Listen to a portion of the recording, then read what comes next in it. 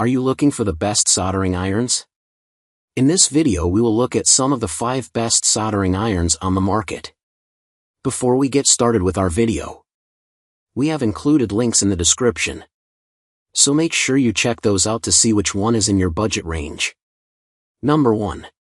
Schneider 58005 Soldering Iron. This Schneider coasted to the top in our test owing to 3 factors. It solders very well, it's fully outfitted with a nicely designed stand that has a temperature readout, and it comes with 3 tips.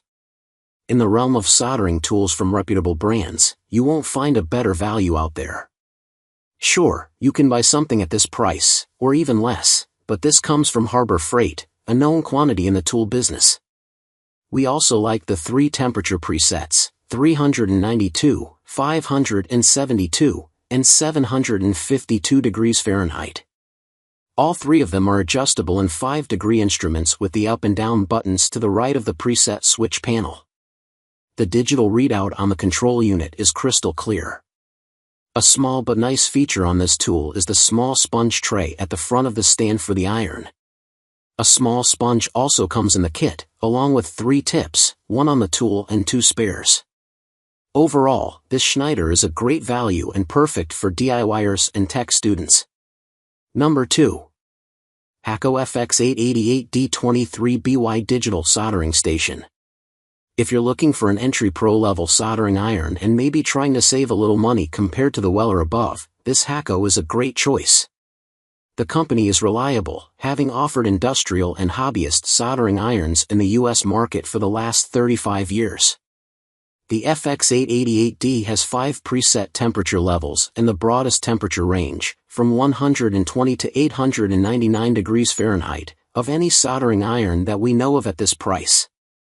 Also, if you get serious about your soldering and work your way up to more advanced jobs, there are 10 accessory tips available, far more than the typical 2 or 3 that you will find for comparably priced soldering irons. Number 3. Craftsman CMC040 Cordless Soldering Iron.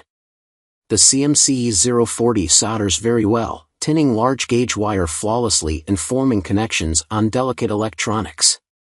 Also, it travels well. It's easy to break down into its constituent pieces that fit in a toolbox.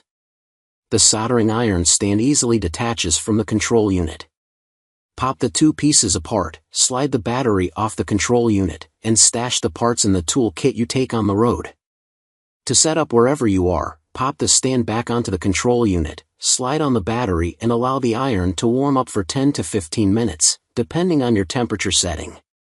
The CMC040 was the simplest of the 3 irons we tested. Really, there's not much to it besides the on-off button in the center of the temperature dial control. Press the button, then rotate the knob clockwise to increase the heat. When the iron reaches the preset temperature of the knob setting, a green LED on the control unit will light. There's no temperature indicator of any kind on this little tool, but we think that with a little practice, you'll get the hang of soldering and desoldering. Crank the dial all the way to the right, and you've got tip temperature somewhere in the vicinity of 900 degrees. We love the portability for in-the-field drone repairs, preferring its needle-like tip to the slightly broader tip on the RYOBI, below. Number 4. Weller W1010NA Soldering Iron. Weller is about as experienced a soldering equipment manufacturer as you can find. Company founder Carl Weller patented his first electrical soldering iron in 1941. And the company's products have enjoyed a solid reputation to this day.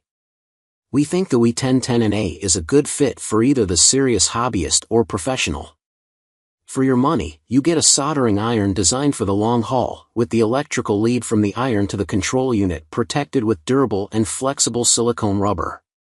Unlike inexpensive irons, the iron's heating element is replaceable. It's unlikely that an amateur would ever manage to wear out its heating element, but you might be able to do it after several years of full-time hard use. We also like the Weller's large digital readout. The company claims that the tool has 40% more power than the 2 comparable irons it's replacing in Weller's lineup. The company says that the new iron's operating temperature is extremely stable, within plus or minus 4 degrees Fahrenheit of the temperature setting as the heating element cycles on and off. Number 5. RYOBI 18V 1 Plus Hybrid Soldering Station. The PCL 946BS strong suits are that it solders well and its easy to read dial face makes it handy to get your temperature exactly right.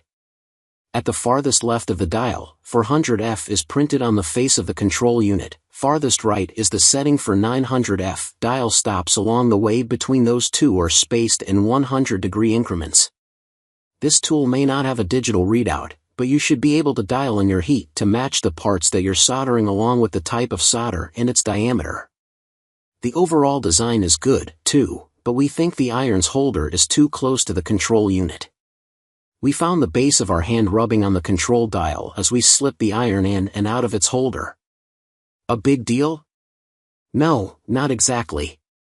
You could take a pair of pliers and put a slightly steeper bend in the slender steel bar that sets the holder's angle. We'd also like a bit more electrical cord leading from the iron to the control unit. This RYOBI's 26 inches was the shortest of the three irons. The Craftsman has 44, and the Schneider 55.